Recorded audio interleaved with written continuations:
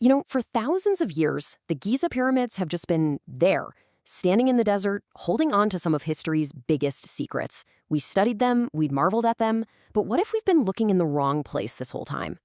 I mean, what if the biggest secrets aren't even inside the pyramids, but underneath them? What if everything we thought we knew was just the tip of a massive ancient iceberg? It's a single question, right? But it's being posed by a couple of scientists, and it is totally shaking the foundations of what we know about Egypt. Okay, so to really wrap our heads around this, let's just get our bearings for a second.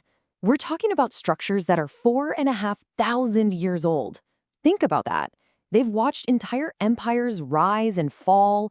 They're these silent witnesses to pretty much all of human history. And they weren't just built to last, they were built on a scale that is, honestly, it's almost impossible to really comprehend. Just the Great Pyramid alone is made of 2.3 million individual stone blocks. And to put that into perspective, each one of those blocks, each one weighs as much as a modern bulldozer. Now, get this. They did it all without a single crane. Just try to imagine the sheer human effort that took. It's mind-boggling. So the story we're usually told is that these were tombs for the pharaohs, right? Makes sense. But here's the weird part. While we've found burial chambers and sarcophagi, the mummies of the big guys, Khufu and Khafre, they're missing, gone. Add to that the fact that the pyramids align perfectly with north, south, east, and west, and, well, you get theories that range from ancient power plants to, even aliens. For centuries, we've been trying to map out the insides. Back in 1837, a mummy was actually found in the smallest pyramid, but then it was tragically lost at sea. But then you get this date, March 15th, 2025. Yeah, you heard that right. It's a date two scientists attached to a claim that could literally rewrite the history books on Giza. So what is this bombshell claim? What did they say they found? Get this, a massive underground complex stretching for 2 kilometers. We're talking vertical shafts, spiral staircases, and 2 gigantic chambers, each one the size of a football field, all just hiding right there beneath the sand. So you're probably wondering how in the world could they see something like that? The answer isn't shovels or drills, it's some seriously advanced tech. It's called synthetic aperture radar, or SAR for short. And this isn't your average radar. It's a satellite-based system that can create these incredibly detailed graphics of what lies hidden right under the surface. Okay, so how does this magic actually work?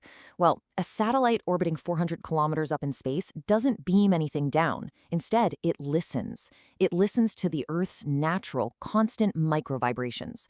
Then, super smart computer software analyzes those vibration patterns. It can tell the difference between solid rock and empty space. Kind of like how tapping on a full box sounds totally different from tapping on an empty one. But here's the crucial part, and this is all about the visuals. All of that data gets processed to generate a detailed 3D graphic, a picture, a visual model of what could be down there.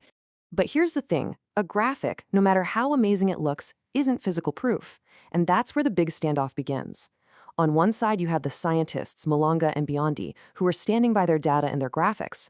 But on the other, you have the established archaeological community, including the very famous Zahi Hawass, and they are, let's just say, deeply skeptical.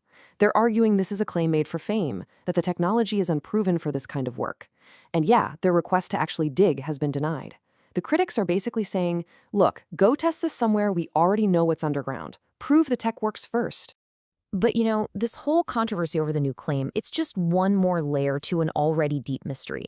Because whether you believe the satellite data or not, the pyramids are already just overflowing with mathematical puzzles that are incredibly hard to just write off as coincidence.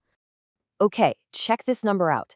This is the precise geographic coordinate for the Great Pyramid of Giza.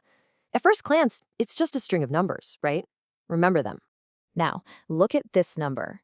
This is the speed of light, measured in meters per second. Wait a second, the sequence of digits is identical. Let that sink in. The ancient Egyptians couldn't possibly have known the speed of light, and they definitely didn't use meters. So how on earth is this possible? And the weird numerical stuff doesn't even stop there. If you look at the pyramid's actual dimensions, if you take the height of one of its sloping faces and you divide that by half the length of its base, well, you get a very, very specific number. What you get is 1.618. That's phi. You might know it as the golden ratio. This is a fundamental number that shows up all over in nature, from seashells to the proportions of our own faces. Here's the kicker. It was supposedly defined by the Greek mathematician Euclid over 2,000 years after the pyramids were built. So, another coincidence? So what are we left with? It's this fascinating puzzle, isn't it? On one hand, we have this super modern tech-driven claim that's based on a complex computer graphic of a hidden world. And on the other, we have these ancient, undeniable mathematical codes literally embedded in the stone. But they both kind of point to the same conclusion, that maybe these incredible structures are far more than just tombs. So it really brings us back to that first question. What do you think is really hidden beneath the sand?